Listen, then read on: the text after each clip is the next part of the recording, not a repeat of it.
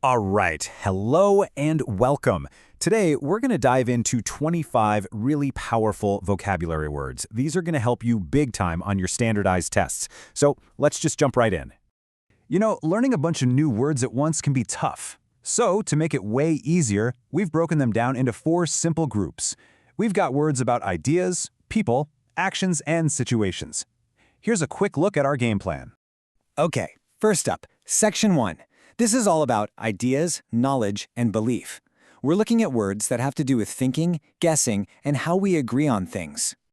So our first word is conjecture. Now, what's a conjecture? It's basically a guess. But, and this is important, it's a smart guess. It's not just random. Think about it like this. You look outside and the streets are wet, but you don't see any rain. You can make a conjecture that it just rained. See? You're using the clues you have to form your best idea. And conjecture is a word you'll see everywhere. A detective might make a conjecture about who committed a crime. A scientist starts with a conjecture before they even begin an experiment. Even in business, someone might make a conjecture about next year's sales. The key thing to remember is, in every single case, it's an educated guess based on some kind of information. All right, next up, construe. To construe something means you interpret it. You figure out its meaning. But different people can interpret the same thing in different ways. For example, let's say a friend gives you a really tiny birthday gift. You could construe that to mean they're trying to save money. Or you could construe it to mean they don't care that much about your birthday. It's all about how you understand it.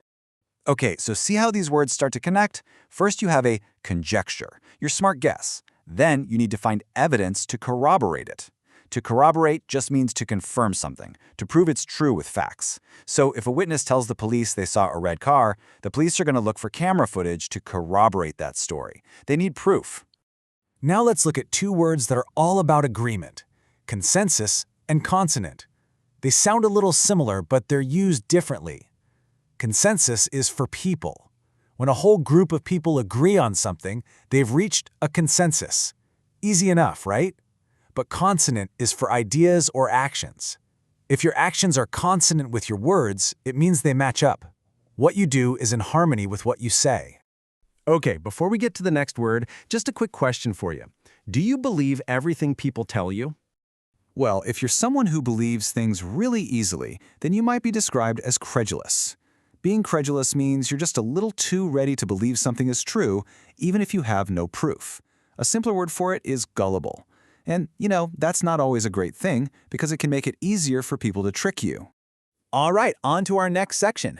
Now we're going to look at words to describe different kinds of people, their personalities, their skills, and how they act. Okay, here are 2 fantastic words for talking about skill. First, we have connoisseur. A connoisseur is a person, an expert judge in things like art, food, or wine. They just know their stuff. Then you have consummate.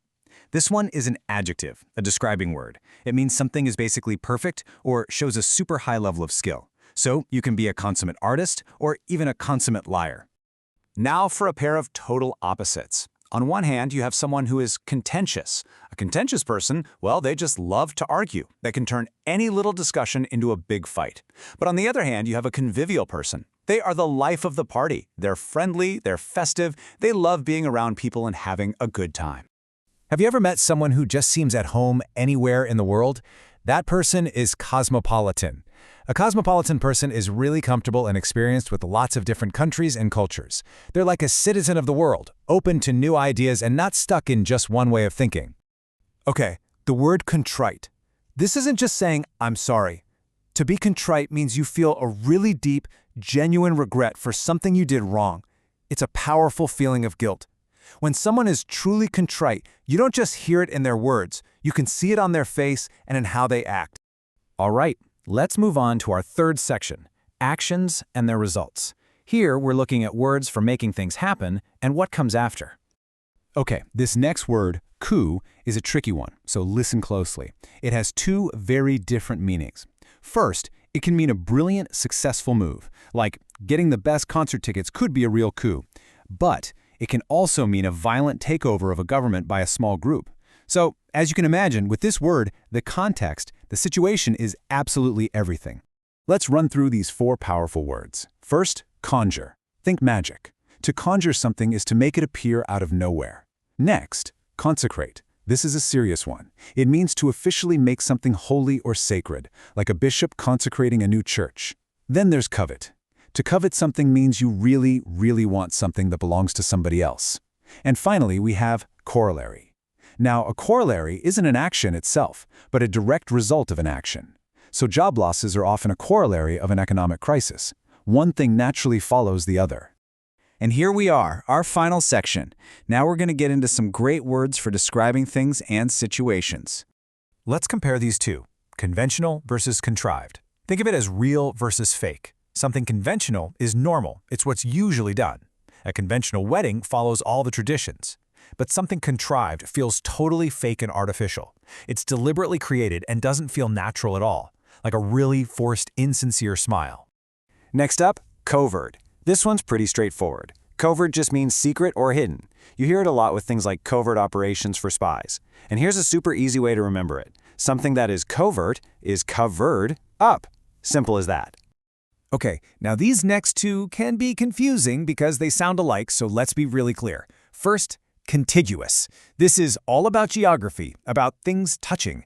The United States has 48 contiguous states. They're all connected. Now, contingent. This is completely different. It's about something depending on something else. It's an if-then situation. Our trip is contingent on the weather. If the weather is good, then we go. Here's a great word, copious. If you have a copious amount of something, it just means you have a lot of it. It's abundant. It's plentiful. For example, a really dedicated student might take copious notes in class. And our last word for today is countenance. Now, this is a bit of a formal word for a person's face, but it's more than just the face. It's really about the expression on their face that shows what they're feeling. So if someone has a calm countenance, you can guess they're in a calm mood. And that's a wrap. 25 new words. So, now I have a question for you. Which one of these words do you think will be the most useful for you? I want you to think about it and then try to use it in a sentence today. That's the best way to make it stick. Thanks so much for joining me.